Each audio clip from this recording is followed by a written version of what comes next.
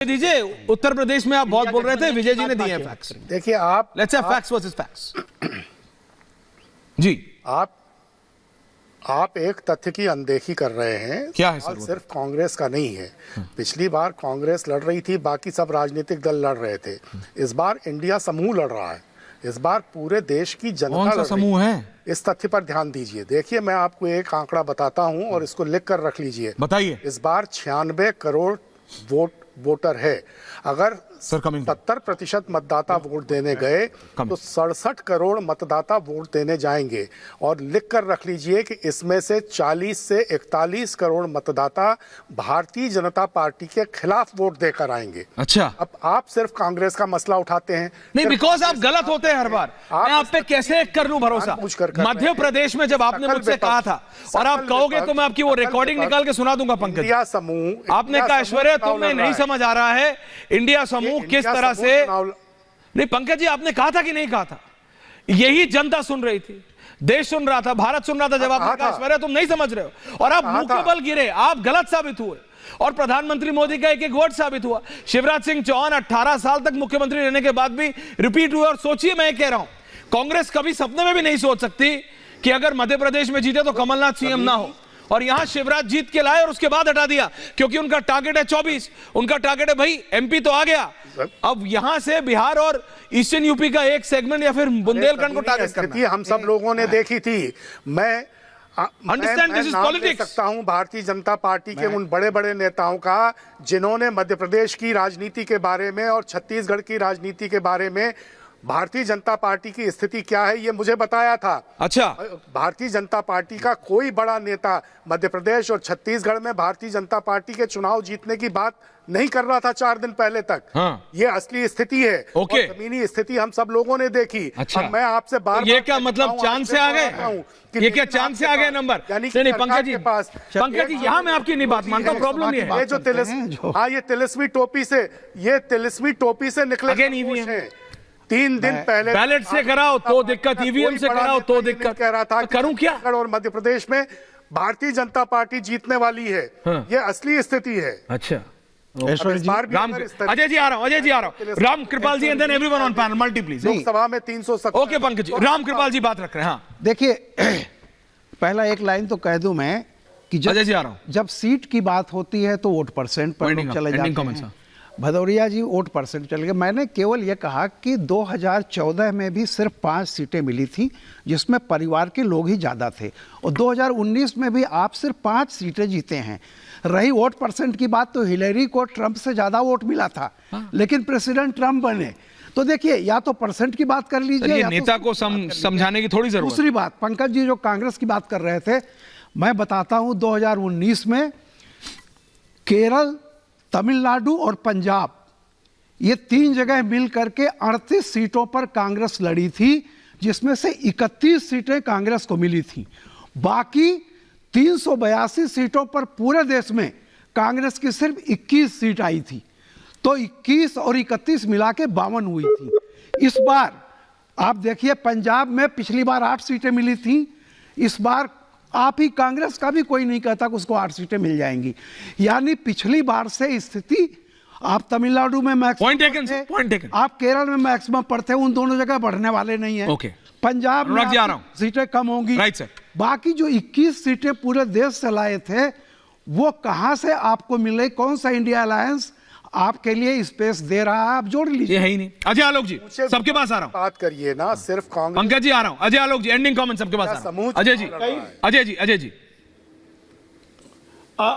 ऐश्वर्या जी archive निकाल लीजिए और यहाँ पे बैठे हुए मुझे लगता है रामकृपाल जी भी मेरे साथ होंगे। छत्तीसगढ़ का चुनाव प्रभारी मैं था और राइट फ्रॉम द डे 1 में कह रहा था कि छत्तीसगढ़ चुनाव हम लोग जीतेंगे, चाहे वो कॉन्क्लेव हो रिपब्लिक का, चाहे कहीं का भी हो। मैं हमेशा कह रहा था कि छत्तीसगढ़ हम लोग जीतेंगे। और पंकज जी बोलते थे कहाँ सपने में हो, और ये बोल रहे हैं कि कोई भाजपा का नेता नहीं कहता था कि छत्तीसगढ़ जीतेंगे। अरे आप अगर दूसरे दुनिया में रहेंगे तो हम क्या गिरे? एक शेर है आपके लिए, कह देता हूं कि ना मैं गिरा ना मेरी उम्मीदों की मीनारें गिरी, मुझे गिराने के चक्कर में आप कई बार गिरे। तो अभी तो 2 ही बार गिरे हैं, अभी 8-9 बार और गिरना है। चलिए इंतजार कीजिए। ओके अनुराग जी एंडिंग कमेंट्स। अनुराग जी, देखिए कमाल की बात है कि भारतीय जनता पार्टी के प्रवक्ता से जब भी उनसे उपलब्धियों के बारे में पूछा जाता है तो उनकी उपलब्धि ये होती है कि विपक्ष में कैसे हम उनके ऊपर हमला बोलें, विपक्ष की बातें कैसे बताएं, ये इनकी उपलब्धि है। विपक्ष को टारगेट करना, विपक्ष को नीचा दिखाना, विपक्ष की बुराई करना, विपक्ष के बारे में बात करना, ये इनकी उपलब्धि होती है। प्रभु, आप लोगों को तो जनता ने वोट मांगा था, जनता से आपने जो वादे की थी उस पर आप बात करने को तो तैयार ही नहीं होते। आप जब भी आप मुंह खोलोगे तो विपक्ष के बाद हम तो नहीं बात करते कभी एनडीए गवर्नमेंट की, आपकी एनडीए की। अगर आप इतने ही सशक्त थे तो फिर आप क्यों गए नीतीश जी के पास में कि आइए नीतीश जी सरकार बनाते हैं मिलके? फिर आप अकेले 40 सीट जीतने वाले थे, आप तो आधे पे चले। ओके, आप इतने ही मजबूत थे तो आपने उत्तर प्रदेश के अंदर में हरे राम फिरते हैं, आवाज देके घूमते फिरते कौन Hare Ram. Okay Anurag ji, Ratnakar Tripathi ending comment. Hare Ram Ratnakar ji, Ajay ji please relax, सबके पास जाना है। एंडिंग कमेंट्स रत्नाकर जी।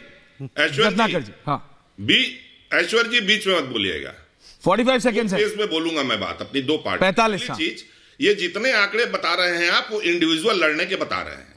आज की तारीख में हम गठबंधन से लड़ रहे हैं विजय जी। जब हम गठबंधन से लड़ेंगे तो आप चाहे जितना ही मजाक उड़ा लें, उनके चीजें, उनकी जो वोट शेयर है वो हमारे में आएगी, हमारी वोट शेयर उनके जाएगी। कौन सा गठबंधन है? हम निश्चित तौर पे कौन सा गठबंधन है चाचा?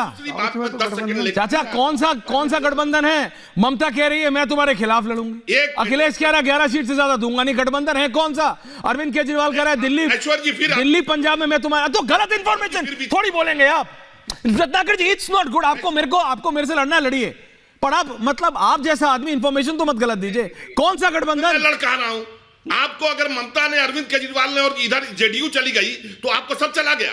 गजब आप बात कर रहे हैं, आप बीच में क्यों टोकते हैं भाई? अम्बेडकर भी कह रहे हैं खत्म। मैं आऊंगा, पूरे समय बैठा रहूंगा, मुझसे मत। प्रकाश अम्बेडकर कितनी सीट लाते हैं? वोट रामकृपाल जी चुप रहिए अभी। नहीं मैं बिल्कुल प्लीज। हमारे वोट शेयर बढ़ेंगे, आपको जितना मजाक उड़ाना है उड़ा लीजिए।